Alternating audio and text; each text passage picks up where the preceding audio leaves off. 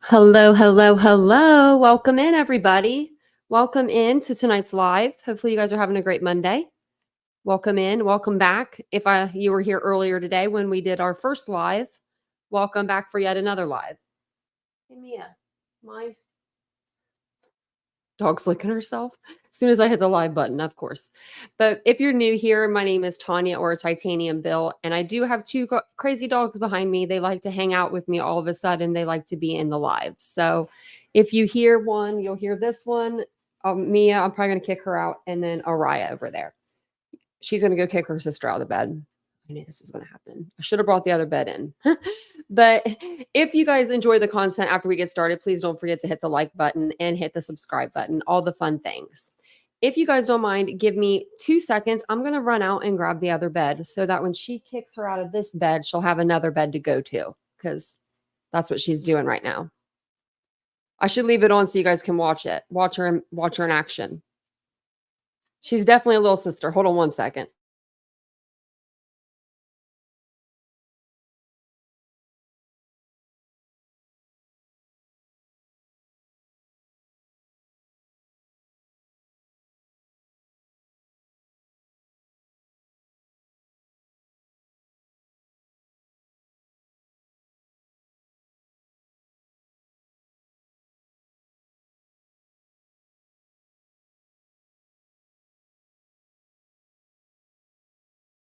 Okay, I think we're good now. Sorry about that, guys. You gonna get in that bed over there?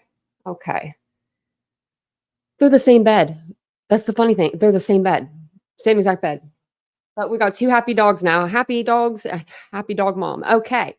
So welcome back to the channel or welcome to the channel. Thank you guys for being so patient with me. I appreciate it so much. They just started wanting to come in here. I mean, he's right out in the living room. I don't know why they don't want to hang out. They want to hang out with me for all of a sudden. Thank you for saying something about my shirt, DM. This shirt is available. This one is a large, so that's why it looks a little large on me. But this shirt is available in my store. It says, which way do I go? This way. Well, you can't really see it, but it says "Let It Be." It's like I sit up. My little shorts on. It's a little flower. It says "Let It Be" up the top of it. It's in my store, small through extra large. And they're actually on sale. I got a couple. These are canvas tees too. Ashley knows about canvas tees. She knows that they're good ones. I just happen to like my t-shirts bigger, so I grabbed the bigger size. So welcome in, Mary Beth. Welcome in, DM. Catherine's here. I'll say hi to you guys real quick and we'll get started. Cat's Life. Welcome in. Pooh Bear. Pooh Bear was number 8. Thank you so much for hitting the like button. I appreciate it. Have you guys been on YouTube today? It's been crazy on the YouTube streets. If you're in the any part of the drama community, you had plenty of stuff to watch today. I'll tell you what. I was listening in. Hey, Stephanie, I ain't gonna lie. I was listening in. I was listening to Nonsenses live. But then I had to run to the store, so I had to stop listening. Hey, Ashley, welcome in. It's good to see everybody.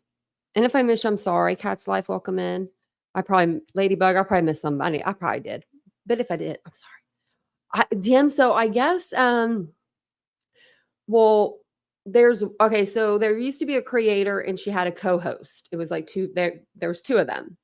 And one of the girls left and she didn't say anything when she left. And everybody wondered like what happened because, she was such a sweet girl and people really liked her on the show. And she decided to tell her truth today after a year. And I was here for it because I wanted to listen. That's all. I was just being nosy. I'll tell you the truth. I was just being nosy. I was ready to hear it because I had been following her as a creator for a long time and she's a really good creator. So, but it was good to see that she was strong and doing good, trying to be strong and do well, Did you watch some of it, Catherine? Yeah. And man, it's sad. It's sad when you're on YouTube and you create relationships with people. This is like its own little world over here, like I told you guys before, I worked in a mall. Like that mall was like its own city. You know what I mean? Like, hello, I was the mayor. But like really, Oh, I can tell you what channel. So it was the the two people that were co-hosts was Brittany J, allegedly with Brittany J, and Malicious Intent, which is Mallory. And then Mallory left like a year ago. But I really liked her when she was on her show. And so she has her own channel now, Malicious Intent. She went on Nonsense's channel today, though, so that she had somebody to like kind of just be there with her, be there for her. But I was just listening in, and I was just like, this is why I don't have any friends. I'm like, that's why I stay over here in my corner. Because, man, it's just a lot. People go real life and everything else. Not Mallory, but just, and no, I'm not saying Brittany either, but just people in general. Hey, Mr. Rosebud. So, yeah, it was like, so Mallory went live with Nonsense, and then Brittany was live, I guess, trying to, combat the live against her. I don't know. I didn't watch Brittany's live, so I don't know what it was even about. I'm just assuming. I worked at the mall. You were the mayor. I was the social committee. Probably the social committee too. But probably the mayor. I don't know. People came to me for like weird stuff. People come like directions all the time. Like, you work in the mall. You don't know where, go to my store. I think it's because my store was like one of the first ones in there too. So, but tonight I wanted to go over more of the Delphi case. I put in I went ahead and just did a new FOIA for Chad Doerman. I thought maybe we could get we can get that whole new packet that they just put out that we saw today. And we can go through that. That's probably what they'll release to me. And then I still have the body cam and all of that footage from when he was in jail, when he first went into jail. Some of it has been redacted, and I swear it has. I'm wondering if all my old videos it's unredacted though, because they went back through and they took a lot out whenever he was claimed to be, when they didn't read his Miranda rights. Like all of there seems like there's parts missing in these videos now. So. Very good content. Yep, she's good. I like her. But no, that wasn't her. No, that wasn't her. Never mind. Okay, so we'll get into it. I was just reading the chat. Like, I just get busy reading with you. Okay. I found this actually right before the live. So we're going to cover the Delphi investigation tonight. We're going to go back to the beginning of the case. So, well, not like all the way back to the beginning. We're going to go 3 years back, because we're going to go back to this documentary was done 3 years ago, and it'll give us a little bit more insight of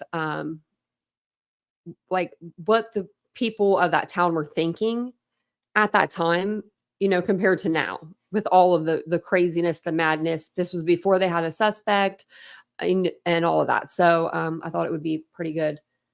Listen. So hopefully they don't get me. Hopefully they don't get me. We'll pause and everything. But I wanted to show you this before I watched the documentary. I wanted to show you this. I've never seen this before. I've read every document in this case, and I've never seen this website before. It's just the Indiana State Police website. Like, it's probably been here all along. I just didn't know. But it has a lot of, like, it has like the description of everything, and it also has like the clips of like the video. It has the clips of the recording that was done that day on the Monon High Bridge. So I thought we could kind of go through this article and just kind of see what it says. You're about to get kicked out, ma'am. She wants to play musical beds back here. So last seen, the 13th of 2017. And let me know in the chat how long you guys have been following this case. Is this like a newer case? Okay, so put a 1 in the chat if this has been like, if you've been following this case since, the beginning. Put a 2 in the chat if you just kind of started following the case. Hey, MJ's Wolfie. Welcome in. It's been a while. I'm sorry. She keeps walking around. She wants the other bed now. She's just being a little booger. She's definitely like a little sister, I've never had a little sister, but I can only imagine, like they always want what you have. Like that's her. And she'll sit there and she'll just cry at her, or she'll look at her. Man, you're about to go out there with your dad. So the Delphi Police Department, and this is, they put this up, I'm sure, right away. So it doesn't say when it was made, but I'm sure it was made right away. But it says here that the Delphi Police Department, the Carroll County Sheriff, the Indiana State Police, and the FBI are asking for your assistance in identifying the suspect in the double homicide of 2 teenage girls Abigail J. Abby Williams, 13, and Liberty Rose Lynn Libby German, 14, both from Delphi. On Monday, February 13th, at approximately 1 p.m., the two girls were let off near the Monon High Bridge, an abandoned rail bridge over Deer Creek, to walk around and hang out. They were to be picked up later in the afternoon, but did not show up there at the previously arranged time. Following an extensive search at approximately 12:15 p.m. on February 14th, 2017, the bodies of two girls were found in a wooded area near the Delphi Historic Trail, approximately 1/2 mile upstream from the bridge. On Wednesday, February 15th, law enforcement officers distributed a photograph of a person observed on the Delphi Historic Trail. The photograph appears to depict a white male wearing blue jeans, a blue coat or jacket, and a hoodie.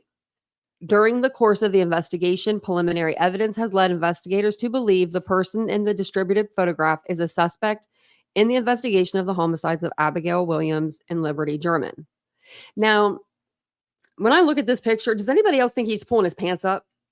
To me, it looks like I was looking at this last night. I've seen this picture, for the last 7 years, but I was looking at it and I'm like, are his hands in his pockets, or is he like pulling his pants up? I guess it could be either or. Let me get back over here. Roger Witness says she's been one married, two through you. Oh, Ladybug. Yeah, I've been following this since it happened. I was like, I don't know what it was about this case. I think it's because it was like, only a few hours away from me. I also think that it had to do with being near the being in Deer Creek. My friend and we used to go to Deer Creek as kids, and we would go. It's like camping, but we didn't camp. We always stayed at the really nice hotel there, so it wasn't really camping for us. But we would go like swimming and stuff like that at Deer Creek. Additionally, investigators have released an updated voice recording and video of the suspect not previously released and was extracted from Liberty Libby German's cell phone. Click one of the following links to download the recording. So these are the audio downloads.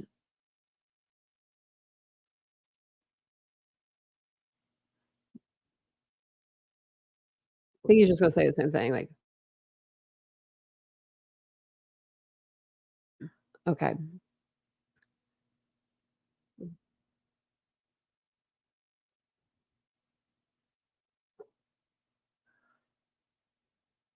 I wish that we could have him talk. Like, I wish we could hear um, Richard Allen speak. I think these are all going to be the same videos. It's literally like a 1-second clip. Let's see if they ended up giving us any more. This one doesn't even have anything on it.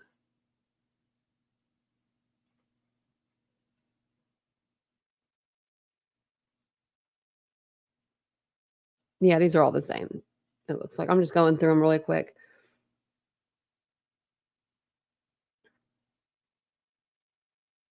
Okay. Anyone with information about this case is encouraged to send tips to the email address Abby and Libby tip at CACOSHRF.com. Tip line is 765-822-3535. They had, wow, like this reward was crazy. Information can be reported anonymously. However, the Indiana State Police, the FBI, the Carroll County Sheriff's Department have announced a reward for information leading to the arrest of the person or persons responsible for the homicides of Liberty German and Abigail Williams. The amount of the reward may be in excess of $200,000 depending upon the value of the information provided.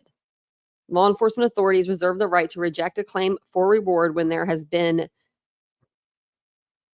collusion or criminal involvement. The reward may be apportioned between various persons and or paid for the arrest of the responsible persons at the circumstances fairly dedicated. Okay, we don't need to really read that part. Oh wait, what was this say?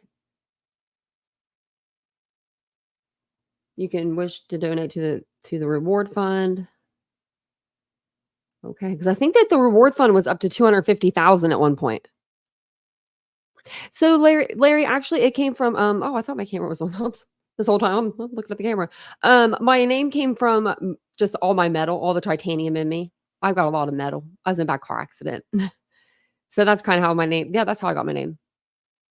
Yeah, that's how I got it. But I didn't think that, I don't know. I think with the channel, I wasn't sure what I was going to do at first. If I was going to do like trauma, if I was going to do true crime, I kind of just went to true crime. And I like true crime. Okay, let me exit out all these and then we'll go over to the actual video. I think I was going to read this one afterwards. Okay, so this is only like 39 minutes. It's not too long. It is from 3 years ago, I believe. 3 years ago. And I'm going to put the link in the chat right now before I forget. This is going to be the link to the video.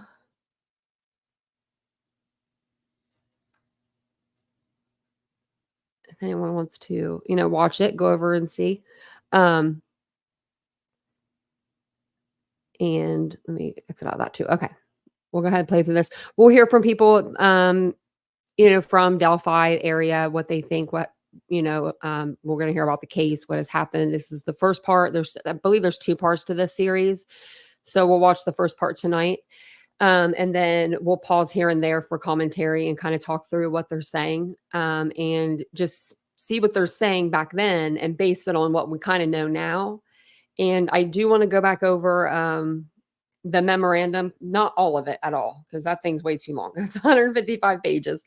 I just want to go over the crime scene and get like some sort of like presentation for you guys put up. That way we know, what the crime, like what exactly the crime scene looked like, where those sticks were laying, and all of that. So that way we know if we think it was ritualistic or not. Linda made it 6 months. Look at that. Congratulations. And thank you for being a member for so long. That's awesome. Your arm changed. You got the rainbow arm now. I love that. I remember when Ashley got hers, that was like the best. Ashley was like, I'm almost there. She counted down them days for like a month. I love that. I love it when they pop up and you don't even know though. So what happened was he was at the crime scene the day. So he was there that day. And he told the police that. He went and told a cop that he was there that day that the girls died. But the officer that took that like statement or that note, like wherever he jotted it down, it went to the wayside. Like it went to the side. 5 years later, they go back through and they're going through their evidence. And then they find this note or, this like, statement saying, well, this guy was at the bridge. And they're like, well, this matches the time. And then, that's how things kind of got started for him. But it took 5 years before anything. And where's Doug Carter been? Doug Carter's is the lead investigator. He was like the lead cop. He was like the guy that he was talking. I mean, he was talking to everybody. We cried to get with him when they arrested Richard Allen. Where's he been? I'm wondering where he's been. I'm about to write to Carroll County Sheriff and be like, did he retire? Let me know if you guys know. Maybe he retired. I just don't see him retiring without this case not being solved. Hey, Yankee Kyle, welcome in. Okay, I'm gonna go ahead and play this, and throughout this, I'll put the chat or I'll put the link for the panel. If anyone wants to just come up and talk about anything in the case, you guys are more than welcome to. But like I said, this is gonna be Down the Hill, the Delphi Murders 2021 documentary. It says, why does it say 2021 document? Oh wait, that's 3 years. Yeah, that's we're a little bit further out than I thought. Other girls. I'm gonna take it to like the one. Right here, yeah. I was in the teacher's lab hiding because why were you in the teacher? Because I was playing hide and seek with a friend and I didn't know it was a teacher around. I close my eyes and I can see him laughing and joking and cutting up like 2 young girls do probably. And then the world's about to change. Oh, is that what it is? Man. I was wondering because I'm like, where is Doug? Like, because I don't know something about that. I trust Doug. I don't know why I do, but I do. I trust what he says. And if he were to tell me like, we got him, we're good, I would be 1,000% good with that. Like I'm good, but I'm not. I would be more reassured because I've seen so much of Doug Carter. I feel like. And then what occurred right down there is just beyond evil, beyond what the human mind can understand.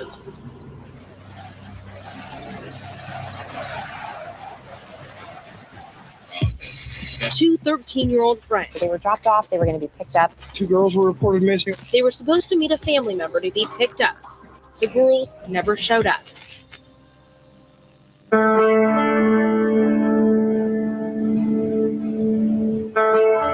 Delphi, Indiana, a small historical town that was once the epitome of the innocence of Middle America, where neighbors knew neighbors and parents would allow their children to play on the streets alone, worry-free. But those days are long gone. Barbara McDonald and Drew Iden are the hosts of the HLN podcast Down the Hill, and they've returned to Delphi because the mystery that grips this town consumes them. We know that Liberty German and her close friend Abigail Williams took a walk across an abandoned railroad bridge one February afternoon. Okay, I always have to say something about this bridge. These girls, how did they do that? How did they walk across this bridge? They were so brave. So brave, I've seen that bridge. There's no way. Not in this lifetime would I, I thought I was going to have to cross it. Because when we were first talking about going on this trip, Jan, one of our, our mod and she's usually here in our lives, but she might be sleeping tonight. She's the one that let me know that it was covered, like it was redone, but she didn't realize it was only half of it was redone. And now that I'm looking at this bridge, I'm thinking only like a quarter of it is redone. Like it's not a whole lot of it. From there, it gets very murky. Play the clip, please. With facts and evidence clouded by rumors and theories. There is a palpable anxiety here. So many unanswered questions, and one chilling reality. It could happen again. We start with Libby's big sister, Kelsey. All right, everybody good? All right, Kelsey, so take us through that morning. I think that's the Freedom Bridge. So that morning, I actually slept in. The girls were up already. I was in the bathroom getting ready to go to my boyfriend's before work. Because Delphi Community Schools were not in session on this particular Monday, Kelsey's sister Libby and her friend Abby had a sleepover. I very much remember her opening the door really wide, and she's like, "Hey, Kels, do you want to go to Highbridge today?" Kelsey had made other plans, but she agreed to take the girls to the bridge. Her father, Derek, would be in charge of picking them up later. So when we left, we turned Heathens by 21 Pilots up really loud. We were singing to it. But we got there pretty quick, it felt like. And I made sure they both had the sweatshirts that I told them to take. And I told Libby I loved her, and I watched them walk away. That was the last time Kelsey would see Abby or her sister Libby ever again. And just to let you guys know, whenever we were there were people on the trails walking. It's just like a regular, I'm sure, you guys have a walking path, like where you live, they, sometimes they're in the woods, a lot of times they're like off the side of a road, kind of trees are around them, shrubberies around there. We saw 2 guys walking like by themselves at different times. Like one guy passed us, one lone guy, and then one other lone guy. They were probably around Richard Allen's age, 40s, 50s, I'd say. And then there were 2 women that we saw with their baby. And I think that's all. I think they just had a baby with them in a stroller. And I think we may have saw like one other couple, but it wasn't that busy. But it was September, but it wasn't really, it was warm that day. It was a nice day. So I wonder if this case has made people stay off the trails still, but they do have a lot of cameras now. They have so many cameras, so many. Kelsey and Libby at the time had been living with their grandparents, Mike and Becky Patty. I talked with Becky at their home. How often did the girls go out to High Bridge? I don't know about Abby, but the girls would go out just every so often. They would maybe be bored and decide that they wanted to do a photo shoot. But that was just something they enjoyed once in a while to go out there and do. And you were okay with that? Yeah, there's nothing else here in Delphi for them to do. Would I rather them be out on a public park, a trailway, and walking and getting some exercise than sitting in front of the TV or on a game box or something? Most certainly. The Monon High Railroad is an abandoned railroad bridge that straddles Deer Creek. It's an off-limits area adjacent to a Carroll County park called the Monon High Bridge Trail. The girls entered the park off a small county road, and at some point made it onto the bridge which abuts the park. Despite being officially off-limits to the public, the bridge is commonly visited by kids in the area. Part of its allure is its danger. The bridge stands a full 70 feet above the creek below and is in a state of disrepair. There are no railings, and the ties are rotting and some missing. It definitely requires very careful placement of your feet as you cross. Most of the time we would go during the summer. I would absolutely not want to cross it, but I wouldn't let her go by herself. I would cross it because she wanted to. Libby wasn't scared of anything except needles and anything that caused pain. The far side of the bridge has no trail. The woods have taken over that part of the abandoned rail line, so kids that walk the bridge to the far end commonly discover that the excitement ends there and turn around and head back the way they came. I don't know if Abby's ever been on the bridge before, but it could have been Abby's first time. She gets a little scared sometimes, so at that point she was probably scared, but I mean, she was probably excited. Abby and Libby posted pictures to Snapchat and seemed to be having a good time. The Snapchat app erases pictures soon after they're viewed by friends, but at least one friend, Erica, took a screenshot on her phone. A quick, easy way to hack the app. It was a happy photo at first. It was them having a fun day, and I didn't think anything bad of it. It was about 3:30. Derek called me and he said, I'm here at the trails. Have you heard? So I didn't know that. Did they, that girl just said that she got sent the picture from Libby, right? I didn't know that. I thought it was just they found it off of Libby's Snapchat. I'm going to rewind that for a minute. Erica took his pictures soon after they're viewed by friends, but at least one friend, Erica, took a screenshot on her phone. A quick, easy way to hack the app. Yeah. It was a happy photo. So, okay, yeah, so she took us, oh, that's so sad. At first, it was them having a fun day, and I didn't think anything bad of it. It was about 3:30. Derek called me and he said, I'm here at the trails. Have you heard from Libby? And I said, well, no. And he said, I've called her several times and she's not answering. Around 4:15ish, my phone started ringing. It was over on the floor charging, so I didn't hear it the first time. But then I got a second call, so I knew I really needed to go check it. And it was my grandma. She was kind of freaking out, but that was kind of normal for her, so I wasn't too worried. And I was like, no, I haven't heard from her, but I can head down to the bridge. I'll just call work and tell them I can't come in right now. So we headed down to the bridge and started searching. Coming up, night falls and fears rise. I remember Becky had said, Libby's afraid of the dark. And that was really the first time I considered the fact that there was something very serious.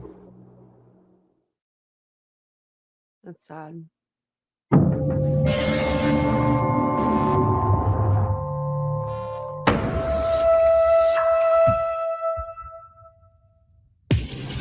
As family members began searching for Libby and Abby on the afternoon of February 13th, there was, at first, little worry. I wasn't super worried. It just didn't seem like too big of a deal right to begin with. I mean, they were probably all visiting with friends and lost track of time, and You just don't worry about it when you're here. It's a small town. Neither one of them had a good sense of direction, so I was positive that if they decided to wander off somewhere, that they were just lost. Because the idea that it could be anything but that just didn't make any sense. I mean, running away wasn't going to be a thing. My only concern was like, and we had heard that I had heard about them being missing that first night in Ohio. We knew about it all the way over here because I remember thinking those girls are probably just lost in the woods somewhere. You know, that they just got lost. That's what I thought. I thought they were going to be found. Not like they were found. Like, is Libby lost somewhere in the woods, or did she drop her phone or something? And also that she was going to be in a lot of trouble when we found her. But I was sure that like there was a logical explanation, and it was just some fluke that happened. Then me and Cody crossed the bridge, and we're looking in the woods, and we couldn't find them anywhere.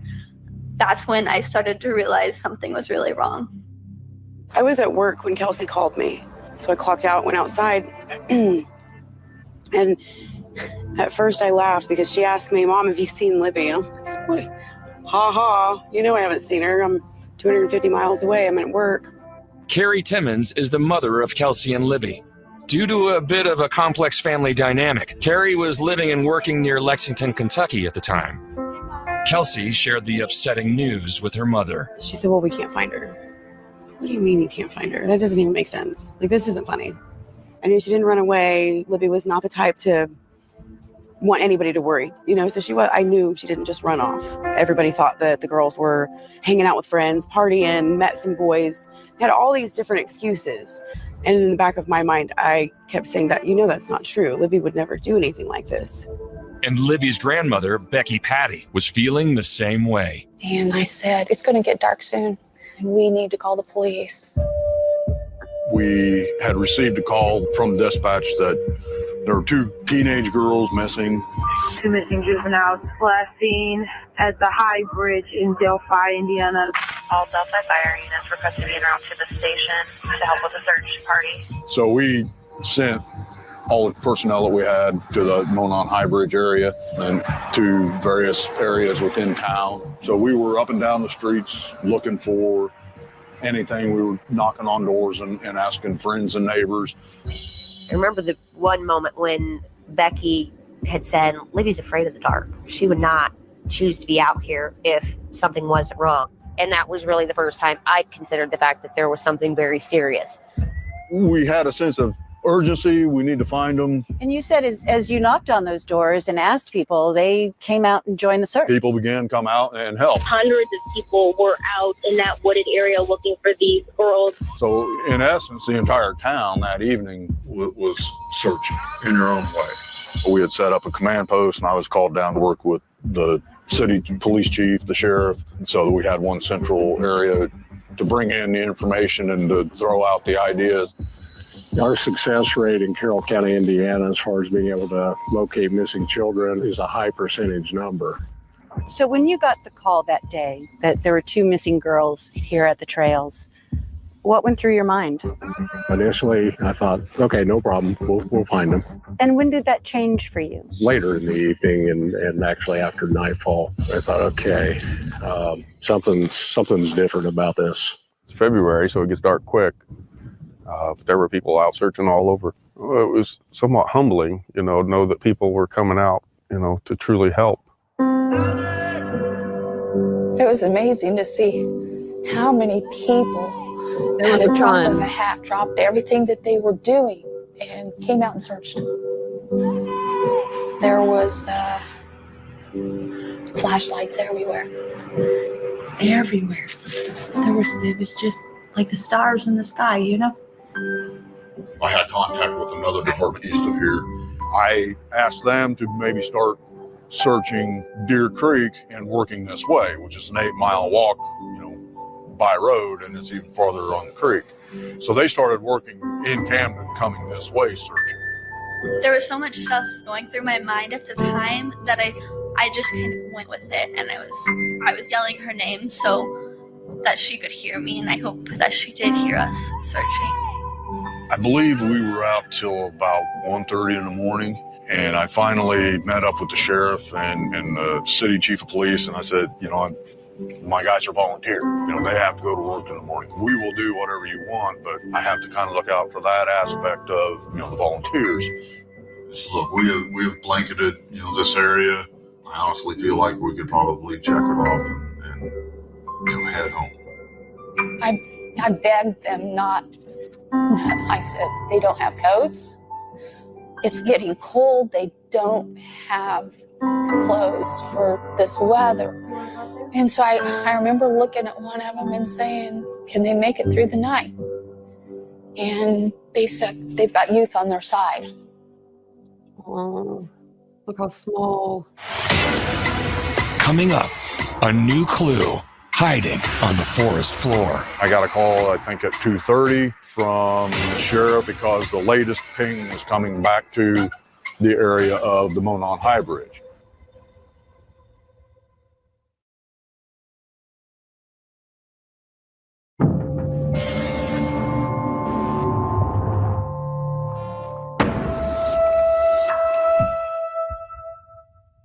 This is where the girls were initially dropped off by Kelsey. That's correct, yes. And they walked this way. Walked that way. All right. Yep. So the temperature today is 50-ish. Mm-hmm. And you say that's very similar to the day the girls disappeared. Do you think... I'm sure that they did. But when they were searching that night, do you think that they crossed the bridge and they were on Ron Logan's property that night searching? Or... because it's been a while since I've really went back to the beginning. Or was it when they found them around 1 o'clock the next afternoon, that's where they were at? Like, that's how far they had gotten down in searching. That's what I'm wondering. Beautiful day for basically a walk for two young friends, close friends. I mean, it's beautiful out here. Yeah. That's all paved now. There's no gravel like that, I don't believe, anywhere. And there's such a peacefulness.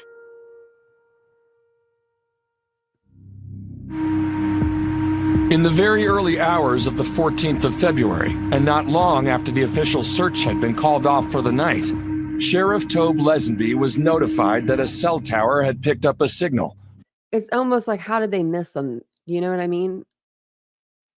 From one of the girls' cell phones. And I got a call, I think, at 2:30 from the sheriff, and they were wanting some lighting to go out and see if we could find the cell phone because the latest ping was coming back to the area of the Monon High Bridge. Mike said they're not stopping. A few of us went back out to help search for the cell phone, and we didn't find anything at that time. A number of people, by their own volition, stayed up most of the night searching, but still, by sunrise, no sign of Abby or Libby. The last known whereabouts come from this Snapchat photo.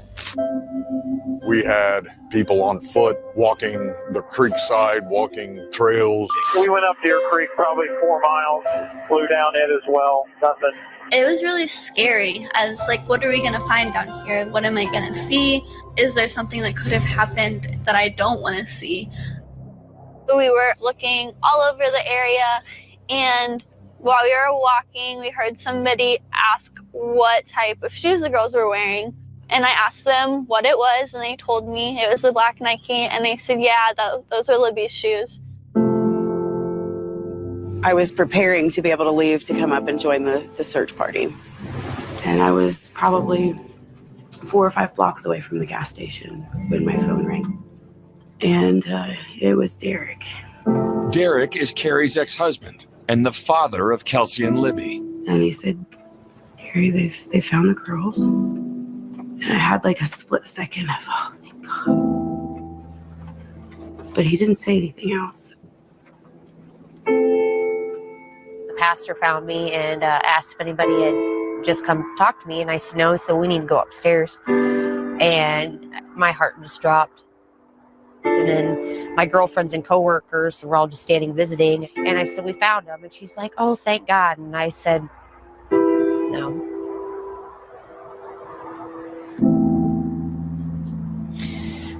It's all just a blur after that.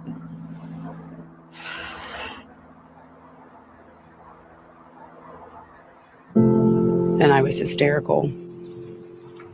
I was like primal evil just came out of me and screaming no.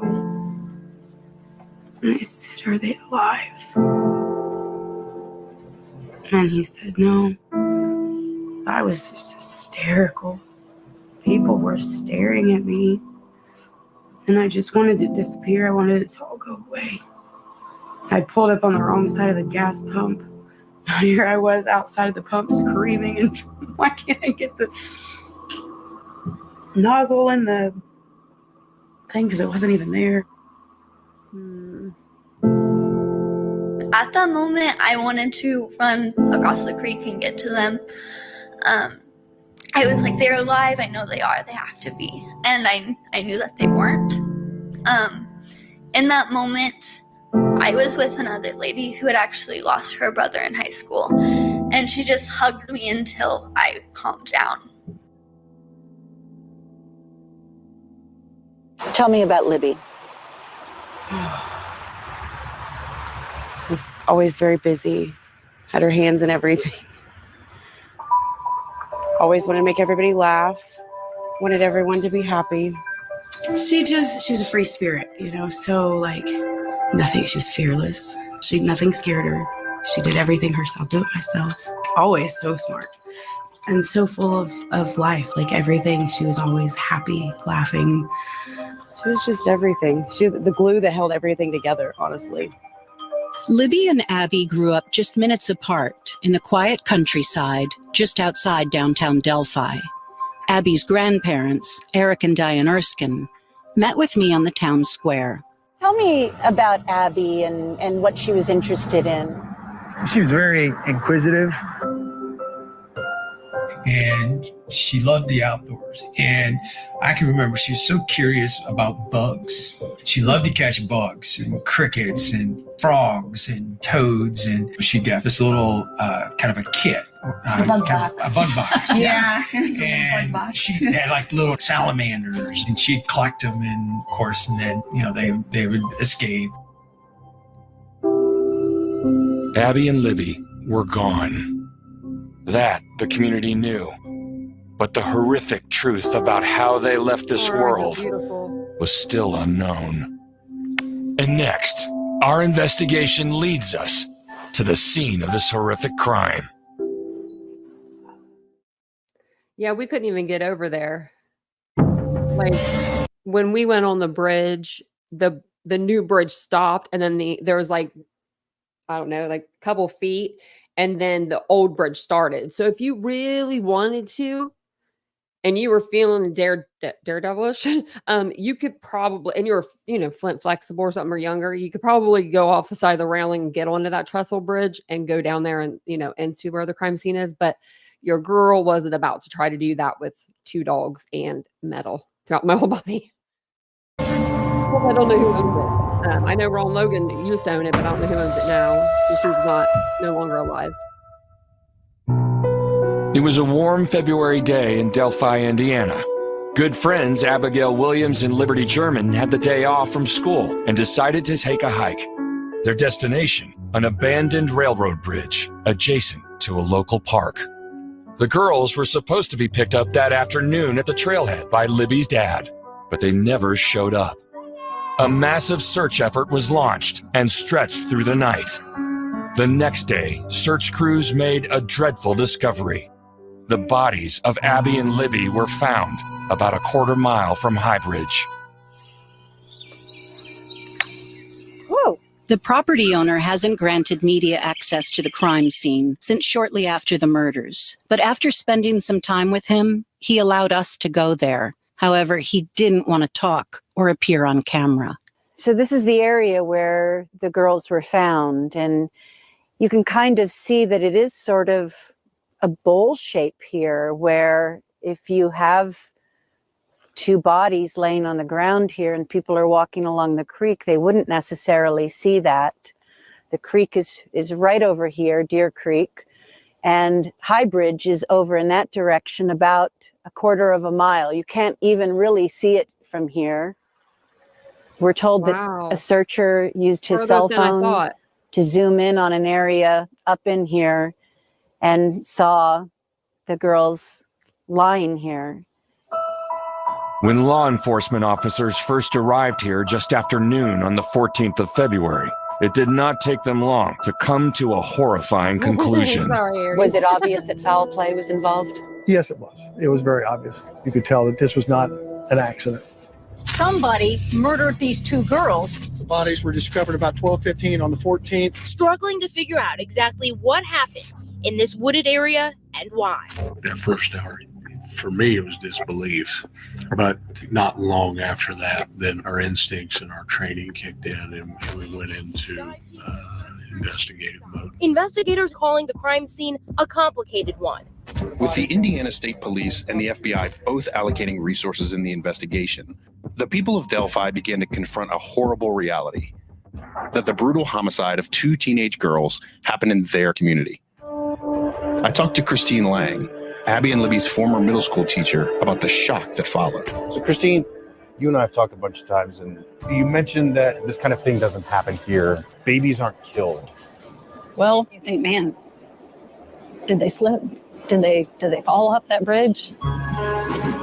Not one time did I really think that someone had them or had harmed them. And I don't think anyone wanted to believe really they were gone in any manner, and certainly not in the manner that they left us. Well, no, because I mean, somebody in your community did it. I mean, you don't find that spot on purpose or on accident. You know what I mean? You just don't. You don't. And another reality goes hand in hand with the murder of these two children. A cold-blooded killer, or killers, is likely on the loose. I would have to say yes. I mean, we have nobody in custody at this time. So as far as I'm concerned, yes, there is somebody out there that did this horrendous crime. They should be afraid. You're right. There is a killer on the loose. These are two young girls doing something that young girls do. And somebody found them and killed them.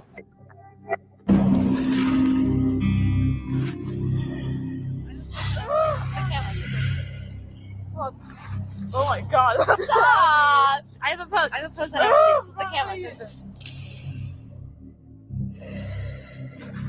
I've got under yes. Tell me about the immediate aftermath of this crime. It was very sad here. People didn't smile for days. I mean, it took a long time before anybody would even smile at one another. You know, we all tried to go back to work to try and find some sort of normalcy, but it was difficult. It was quite some time.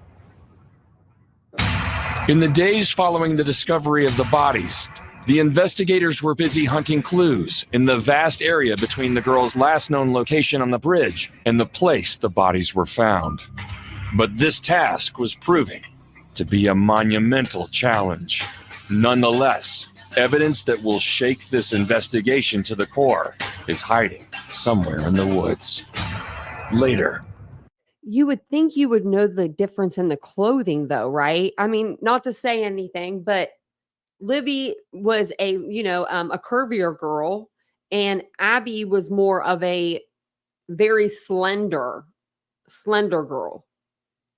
And I think they were wearing like sweatshirts. So it'd have been like in the winter. I don't know. Maybe I don't know. I don't know. I think he dressed one because I think he was going after Libby. For some reason, that's just in my head. I feel like she was the intended one.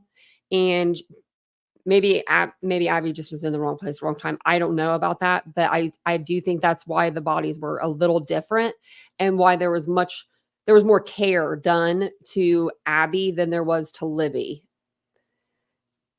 Because I mean, they're different sizes. They're at least two sizes difference. Like if I know they're not these sizes, they're probably like 14 or 16. But let's say like if Abby was a small, Libby would be like a large, I would say. You would think, when I don't know, maybe you wouldn't think it because maybe you're thinking it's a little easy to get the clothes back on. You just don't realize it. Police or maybe you didn't care. Maybe you didn't care. Reveal a shocking twist in the investigation. Only a coward would do such a thing.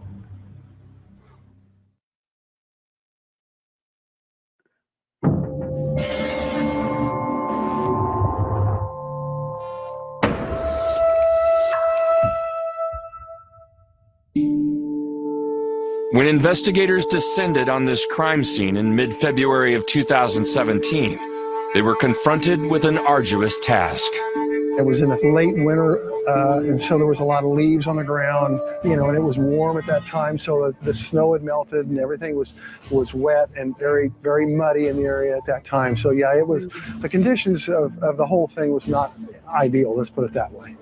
You know, you got to remember, you had 400 or 500 people that started looking for these girls the night before. So you know, we had to deal with that.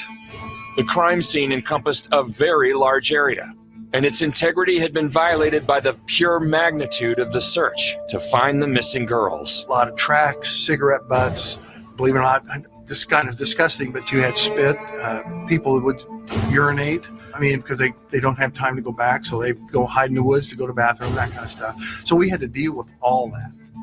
And most people don't even think of things like that. But I mean, it was just that dramatic of a crime scene.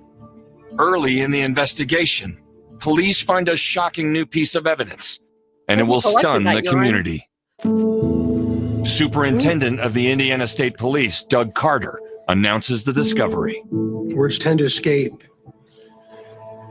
during these periods of times, and I've only had a couple of other situations in my lifetime. I'm able to stand before you and say that. Why Libby? Why Abby? Why Delphi? Because this is a classic example and a clear example that evil lives amongst us. Superintendent Carter releases a single obscure image of a man walking on the Monon High Bridge. Someone knows who this individual is. Is it a family member? Is it a neighbor? Or maybe that one guy that lives over at that one place that just kind of not right. Yeah, maybe at the CVS. The grainy image appears to be that of a middle-aged Caucasian man, and Doug Carter makes it very clear that this man is a person of interest in the investigation. As poor as this picture is, somebody knows. Maybe it's his jeans. Maybe it's his jacket or his sweatshirt. Maybe it's his shirt tail. Maybe it's his posture. Maybe it's the right hand in his pocket. Carter asks for the public's help in identifying the man. Each and every person listening, watching, or seeing this in some form, Me too, Richard. we need you. But he does not reveal where the image came from. It was kind of assumed that it had been captured on a trail cam. So of course, instantly everybody was thinking that there might be more on this camera. What was that like to be here in Delphi and to see that? I think it made it even more real. It gave people a purpose to figure out how they can help to look for this person. Another image of the man is immediately released by investigators. It seems to have been taken within moments of the first. The man in the pictures becomes quickly known simply as Bridge Guy, and the story begins to garner widespread media attention. So let's show this picture again. We were flooded, with media. Authorities have now put out a picture of a man. And so you saw a lot of media trucks and people interviewing. Young, so quiet. And people just stopping and wanting to say, hey, do you want to say a few words on camera? The girls were so young, and this is such an atrocity. Locals we were all still trying to process what in the world had happened. Double homicide investigation. As the families are just coming to terms with their loss, the investigators release an astonishing piece of information. The photo was not pulled from a trail camera.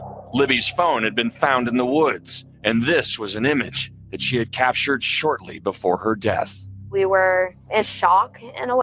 I'm wondering if Abby had a phone. Because we've never heard of a phone from Abby. I wonder if she had a phone. You would think she would have a phone, right? I mean, especially if Libby had one. They're best friends. I can see them right now, convincing the mom to get her a phone. I have a phone. Get her one phone. I'm wondering if she had a phone.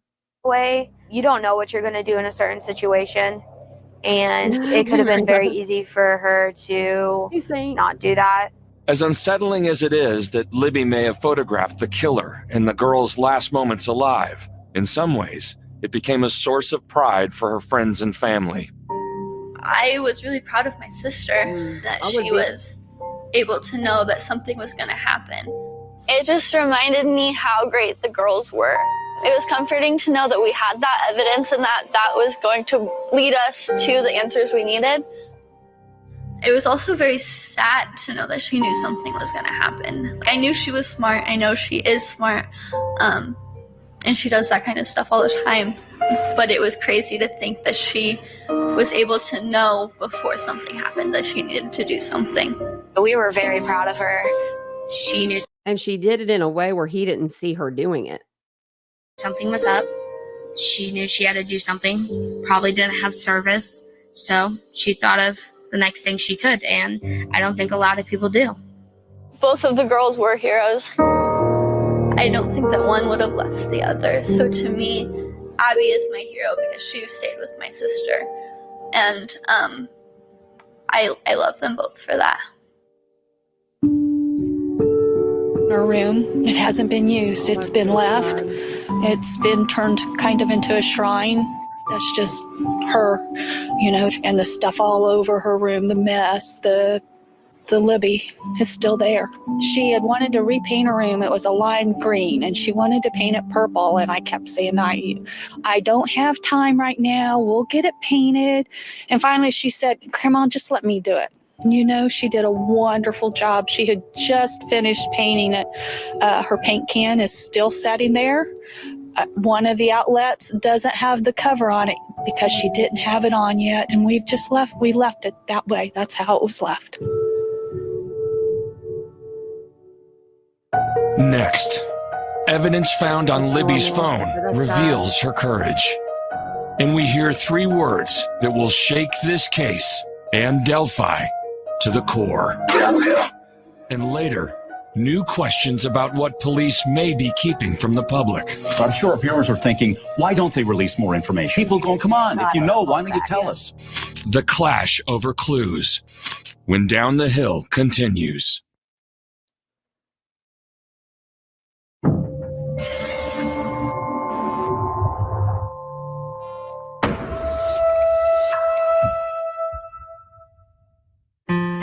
The town of Delphi, Indiana was founded in 1828, and it has a population of approximately 3,000 people.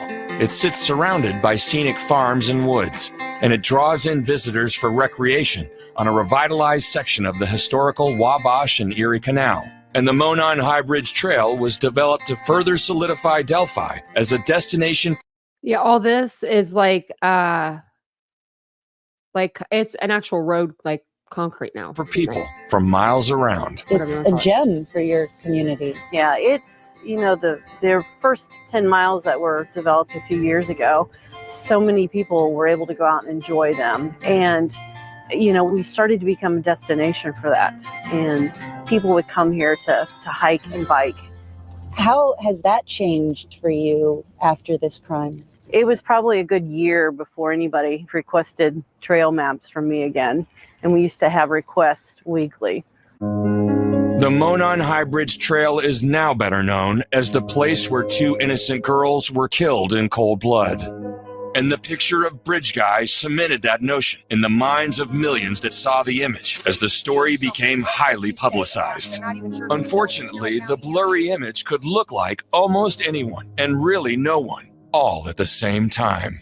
Middle of Indiana, who doesn't wear jeans and work boots, who doesn't have a blue jacket and may or may not have a beard. But authorities were preparing to offer up another astonishing piece of evidence that would send chills through the entire community. Just 7 days after releasing the photo of Bridge Guy, Indiana State Police hold another press conference in Delphi. Liberty had the presence of mind to turn on her video camera. What you're about to hear is just 3 words. The audio quality is not superb, but there's enough there that somebody could recognize this person's voice. If you hear this today and you think, my God, that sounds like fill in the blank, call us. Micah, play the clip, please.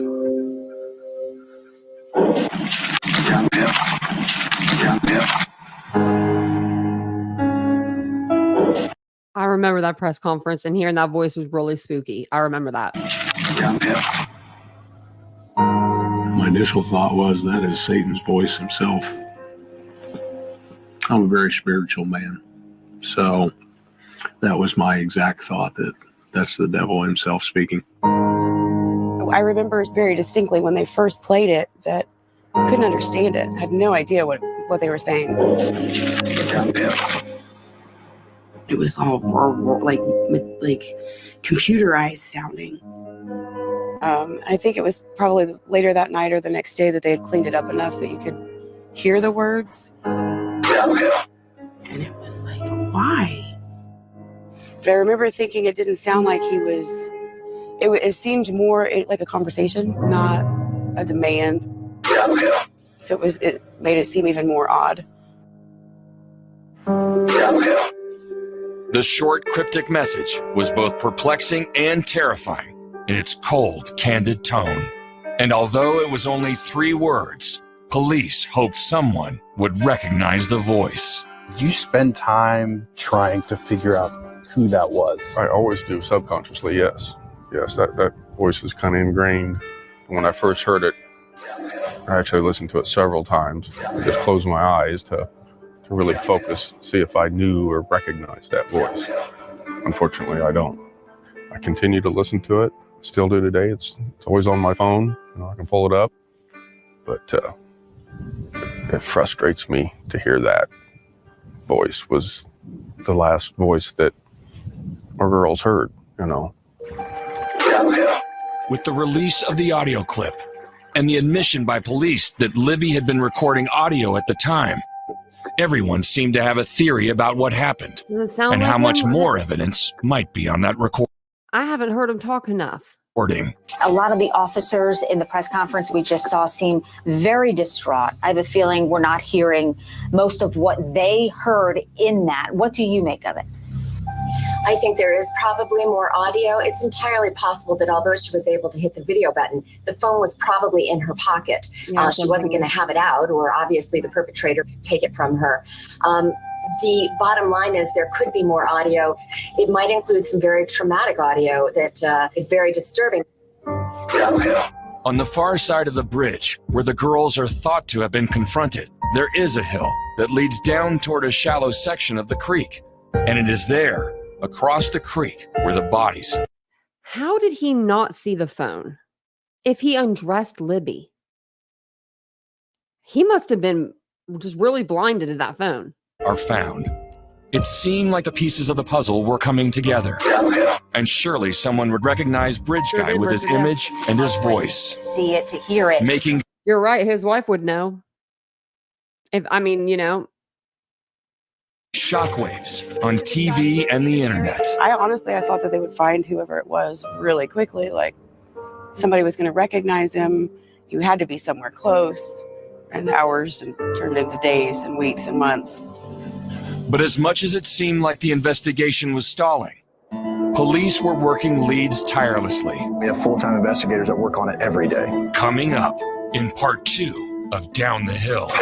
Shocking new details in the investigation. It left me wanting to know, what else did he say? But do they get police any closer to catching the killer? Is it fair to say there is a lot of physical evidence in this case? New information that sets off a wave of paranoia in this small town. Oh, that was terrible. I made so many people feel uncomfortable. And a stunning new police press conference. Extraordinary investigative efforts that will change everything. I'm shaking right now. New questions for police. Is there more audio from him than what's been released? Do you have his DNA? As we seek to unravel the mystery. There's things that existed there at that crime scene that when the day comes, here's the story it's going to tell. A new insight into the monster who killed Abby and Libby. It's very high risk for the offender to kill someone outside. So that tells me this is an offender who's very tolerant of high risk. All of that and more coming up. The final hour of Down the Hill, the Delphi murders, starts right now. I don't know if he has a risk to tolerance to a risk. I mean, that is a huge risk. I just, Now that we've heard this, it was a quarter mile away from the bridge. In my mind, this whole time, maybe back in the beginning, because it's been a while. I mean, we've been covering this case on the channel for a little while, but this started 7 years ago almost. So I thought they were like found literally like down, like right off of the hill. But now that we're being told they were a quarter mile down, he could have like taken more time because there wouldn't have been anybody down there. Not like there would have been on the trail. Do you know what I mean? Like up on the bridge, over on the other side of the bridge. Because most people that go on the trails, they don't go on the bridge. Like the bridge is kind of forbidden. You're not really supposed to be on the trestle bridge. But you know, I guess that's the fun of it. The fun of it. Oh, thank you. It says let it be. I have one that says small town girl on it, and then I have another one that says something. I can't remember the other one. But it's really cute. I have it. I own it. Like I bought it for myself, which buying it for myself means I take it out of stock.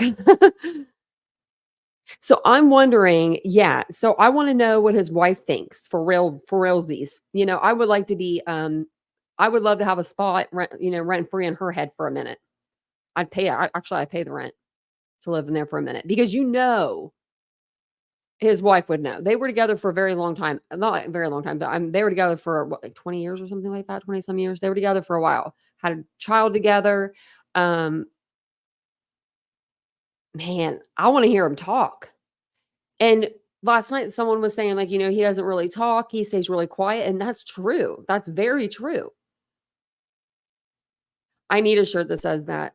Get a shirt that says I love Jesus, but I cuss a little. I do. I need to get one of those. I bet you they have it. In this brand even. I could even probably get it in the Canvas brand. That's so funny. I should get that and then be like, this is the only one. I could get one for Nancy too. She's in the closet again. That's what this one says. It says let it be. And it has I think I have small through extra large. This one is a large. And I'm 5'8", 140. And I don't really need a large. This is pretty big, actually. Like, I could go down to probably a small. But I like my t-shirts big. So. He felt confident and comfortable. Yeah, it didn't seem like the first time. Like, he'd scoped this area out many times. He just looking for the right victim. I think he was not really planning on two. I agree with that, Spirit Junkie. I agree, too. Oh, yes. I didn't even think about that. Gabby Pachito, yeah.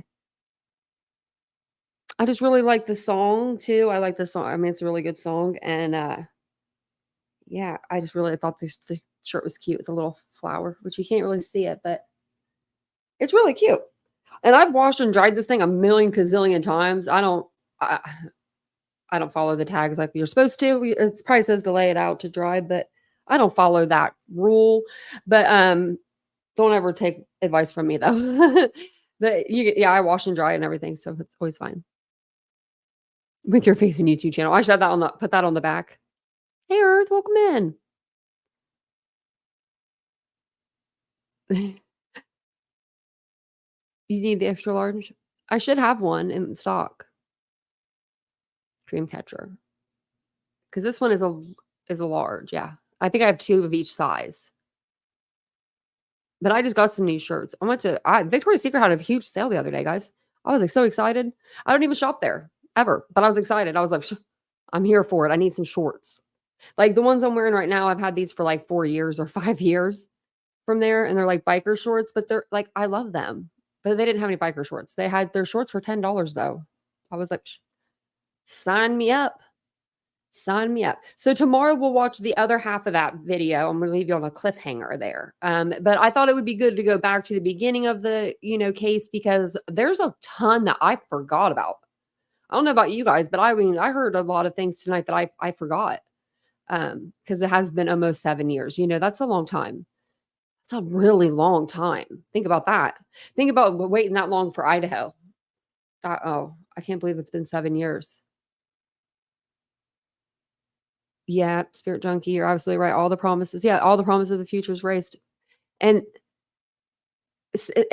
we talk about crimes on this channel every night, how senseless they are, but this is senseless. These two teenage girls go out to hang out for the day before, Valentine's Day, which is like Galentine's pretty much day. Like, you go and hang out with your girlfriends. Like, that's your thing you're supposed to do. Take pictures, hang out with your girlfriend. That's what they wanted to do on the bridge that day. I'm glad that they were able to, like, at least, take a couple pictures. And I'm very thankful that Libby had sound mind to take out her phone and record. She's like a JLR investigates, like her hand wasn't even really shaking. Me, on the other hand, I'm a bullhorn Betty under pressure. You see her phone when she was with Terry Bowersock, that thing was going, that thing was going so fast. She was so nervous. But I think that's all I have for you. Thanks, just Debbie. I got them in my store. I got a couple different t-shirts. I need to get some more, but I got a few. A water bottle or a mug. I know people that I think that isn't somebody in this chat. Don't they make tumblers? Someone in this chat does. Is it Jan? It's not Jan. It wasn't Jan.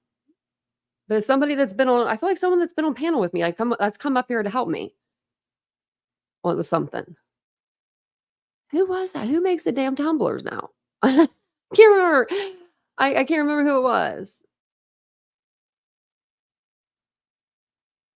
This one hit hard, Spirit Junkie. I remember when this case, like literally, I remember the night it happened. And I don't know how news traveled so fast, but we knew that night over here in Ohio that there was 2 girls missing in Indiana. And I thought they were just lost in the woods. I was like, oh, they'll probably be found, it's like the next day or something. I didn't think that anything like this would happen. Because we used to go to Deer Creek. Like I said, a friend of mine, her parents would take us. And every summer we would go there. They have like a creek, but they have like a big pond area, I guess, like a pond lake, I guess a lake. I don't know what it's called, but you can go and like swim and all that kind of stuff, and we would go there and we'd go swimming and just like be kids. I don't know. I think we'd go like SeaWorld or something. We go there, maybe. I don't know. Go somewhere. You thought it was Jan too? So maybe it was Jan. Because maybe Jan would make us tumblers if I paid her. I have to get in business with Jan. So and I wonder about these confessions, these 60 confessions too. But they're all different. Like some of them are different. So it's like, why were you telling different stories? Like, why would you say you, I'm trying to think of a word that I'm not supposed to really say it, but I'm just going to say it. Why would you say you shot them from behind? And that when you knew that was something that was, they could prove to be false, it's just weird. You're from Ohio? Wow. Welcome in. Whereabouts in Ohio? Like northeast, southwest? I'm like southwest Ohio. Southwest.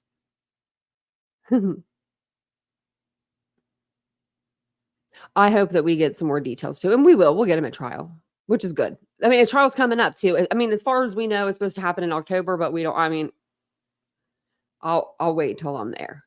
I go to Columbus all the time. I go to Ohio State University Hospital for all of my doctor's appointments. I actually have to go there. I don't know, here soon. My brother works up there too at the hospital. He's been putting that place together for 10 years now. I actually go up to Columbus on the 14th because I get to go see my old eye doctor. Wait, what's today? It's like 10 days. That's like 9 days. That's so exciting.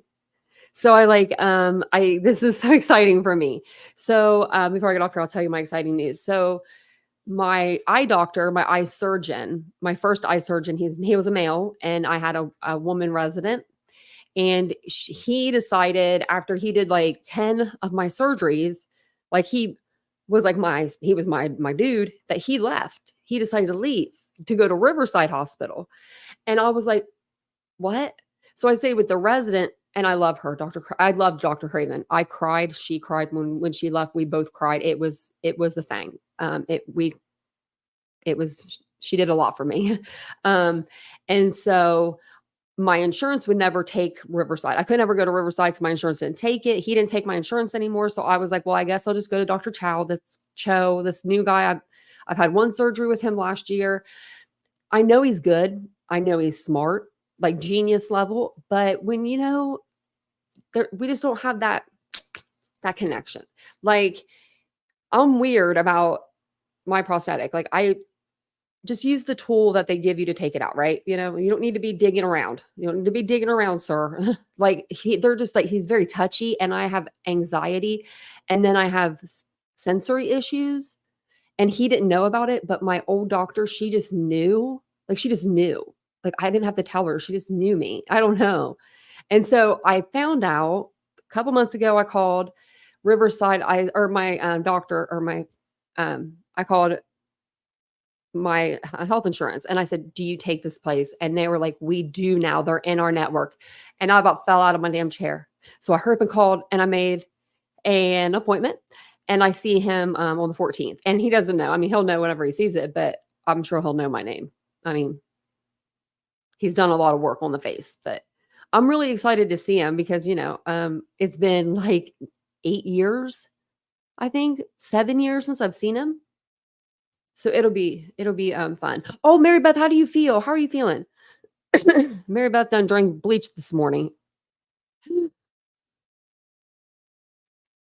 Oh, you do know him? He is wonderful, isn't he?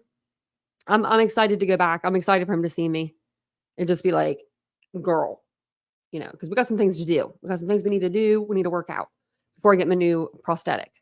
But I'm so excited to go see him. My mom, I don't mind Riverside. I like Riverside, but my mom passed away there.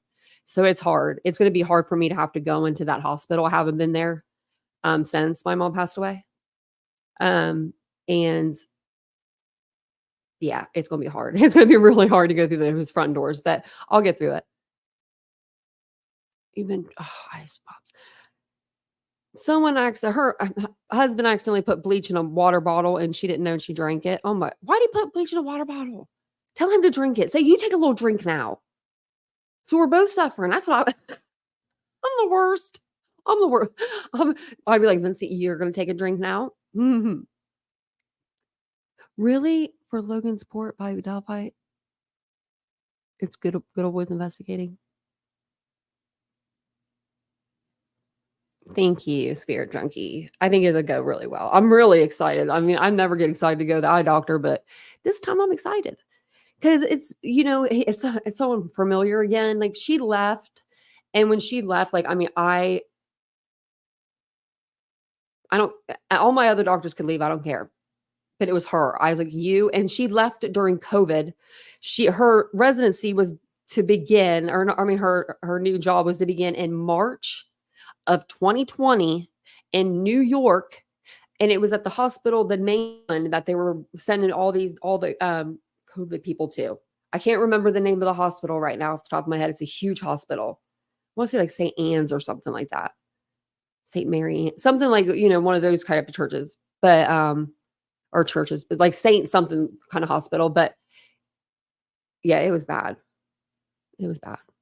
But I mean, I got my old doctor back. So we cool now. We cool. But yeah, I want to tell you guys that.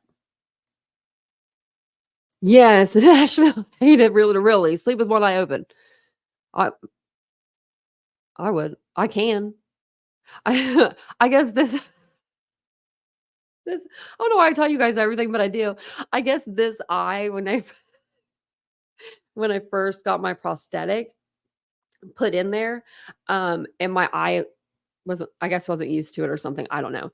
But my mom said she woke up one night and my eye was open. Just one. And I was like, what did you do? And I'm like crying because I'm laughing so hard about it. Because I just picture her, and she was like, I just closed it. I was like, thanks, Mom. Just close it. It's fine. Oh, there's the dogs. Guess it's time for me to go. They want their treat. They want their midnight snack. I hope, yeah. And Maribeth, I'm praying for you. Hopefully your throat. Ugh. If it doesn't feel better, if it doesn't feel better by tomorrow, like if it's still the same exact pain, I would go to the hospital. If it feels a little better, you know, maybe just give it a couple days. But if you feel anything, I would go, because you could have burnt something. Like it could have burnt, like what if you burnt like a bunch of the layers of your esophagus or something out and you only have like one little layer left? I don't know. You know what I mean? I don't want to scare you, but I'm nervous. I'm going to be thinking of you. Oh, you're welcome. Yeah, I hope they don't move this trial. They better not. I'm ready for October to be here. It's my birthday month too, so happy birthday to me.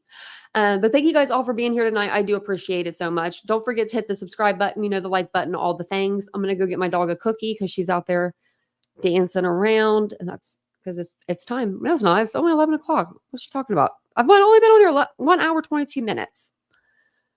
She just wants her treats. But thank you guys for being here tonight. I do appreciate it. And I'll see you guys tomorrow. Also, if you didn't see Chad Durman, the prosecution came out and did a PowerPoint presentation today.